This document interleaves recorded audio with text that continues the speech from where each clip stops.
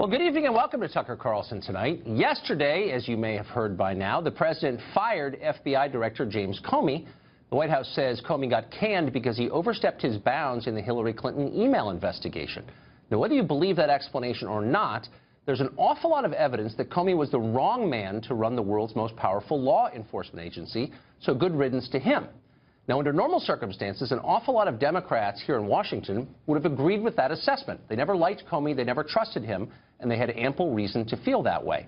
But these are not normal circumstances. Donald Trump is now the president, which, in the view of the permanent Washington class, means that anything the White House does isn't simply wrong and immoral and stupid, but literally the beginning of the end of America itself. Now, if you watch any of the cable news yappers over the past 24 hours, you've seen it. Jim Comey's firing was a coup. It's the Reichstag fire, the Hindenburg, the Lusitania, 3 Mile Island. Any number of other historical disasters, none of them quite relevant to what actually happened yesterday, but all of them awful. And that was the point. More than anything, though, Comey's dismissal represented, cue the ominous music here, a constitutional crisis.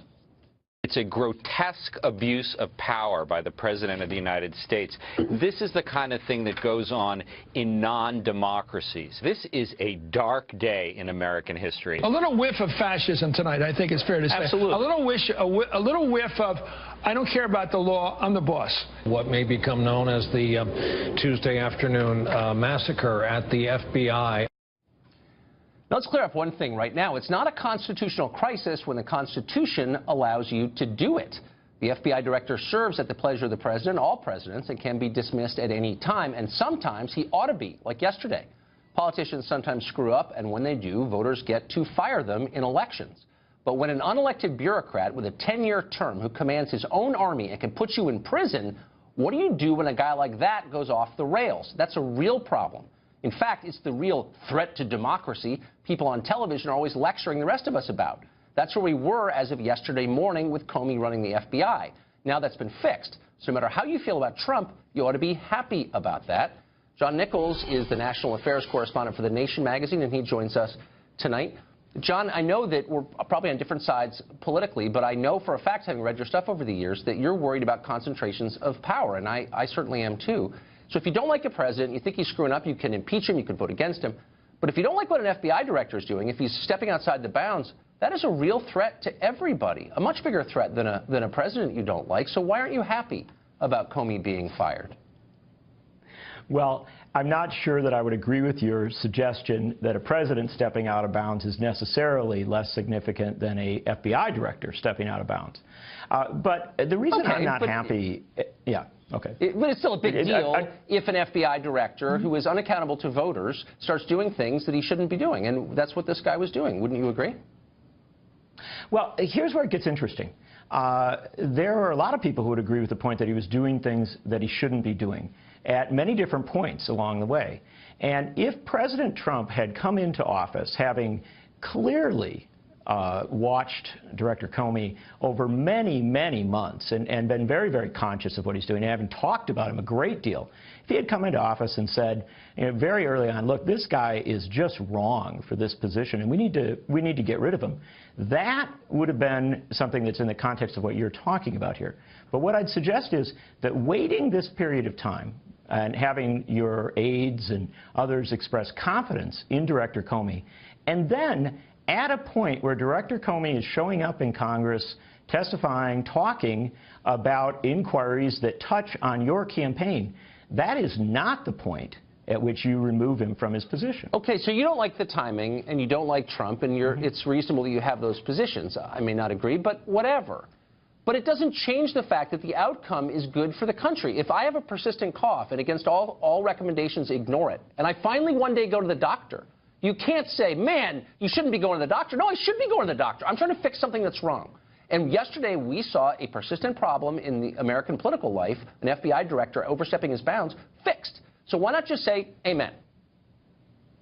Well, it happened that last night when it was announced, I was with a group of nuns and lay people doing a talk. And what I was struck by was that they weren't all saying amen. They came from many, many different backgrounds and many, many different traditions. And yet there was a universal concern. And the concern was that timing does matter. and the intents and actions of a president in removing someone from a position do matter. That's why you get concerned about when this happened and how it happened, and frankly, why it happened. So you're we can all have our objections to Director Comey. You're upset about motive, I guess is what you're saying. I mean, that's not really how our system works. I mean, people, you know, famous figures in American history have done the right thing time and again because of political pressure, as you know. Many books have been written about this, movies made. And what we care about is that good things are done. The Emancipation Proclamation is signed, however we got there. I'm not comparing this to that, but I am saying, like, the outcome matters more than anything else. And I just think you can't see that because you dislike Trump so much that you're blinded to him acting in your own interest in this one case. Well, let me offer you a notion here. I don't think that President Trump has closed the circle on this thing yet. He has removed the director of the FBI. He has provoked a great deal of controversy. He has been criticized by Democrats, but also by Republicans. And quite a few Republicans have stepped up to express concern. For President Trump, the next major act is going to be to pick a new FBI director. And in many ways, that will be the point at which either you're right, Tucker, or I'm right. And if he picks someone who is a sycophantic person, who is someone who seems to be more in his service than in the service of the country and in the service of the FBI, then these concerns that have been expressed at this point are going to be very legitimate. No, on the other hand, if he puts Lindsey Graham in, well, then I suspect that you'll hear a lot of people saying that's okay. I mean, look, here's the point. I'm not administering communion to the president. I'm an American citizen. I'm not as interested in his personal virtue as you appear to be. So I care about what he does rather than why he does it, and I think that's a valid point. But let me just suggest one thing. Part of the problem with what happened yesterday is it increased the temperature. And one of the reasons politically in this country, to an almost unsustainable degree, and one of the reasons that has happened is people like you are calling it a coup. You sent out a tweet yesterday. Can you hear me? I did. I'm sorry. I apologize. It just cut out so I'll just sum up. Yesterday, you sent out a tweet calling this a coup. Now, you're a smart guy. That's insane. No, you sent out a tweet saying this, coup to Trump. There needs to be a Pulitzer Prize for headline writing, and it needs to go to the New York Daily News. How can it be a coup I did quote the Daily News headline. Okay, but approvingly. You're reinforcing the view among the wacko left that this is a coup. But he fired someone who works for him. Is it a self-coup, a self-administered coup? Like, that's nuts. So, like, why talk like that to people who pay attention to your opinion? Well, because I think that we need to understand this as a very serious moment. And, of course, I happen to be a big fan of the New York Daily News headlines. I think they are very creative in doing it, and that was their headline this morning.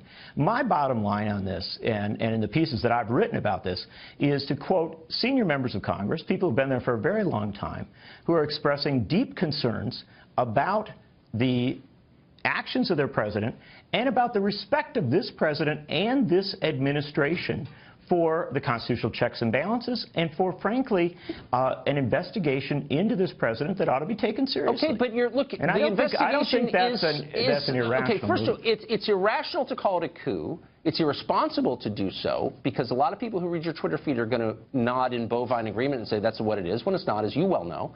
And second, there is an investigation ongoing by the Department of Justice, by the FBI, that is not stopped by this, right?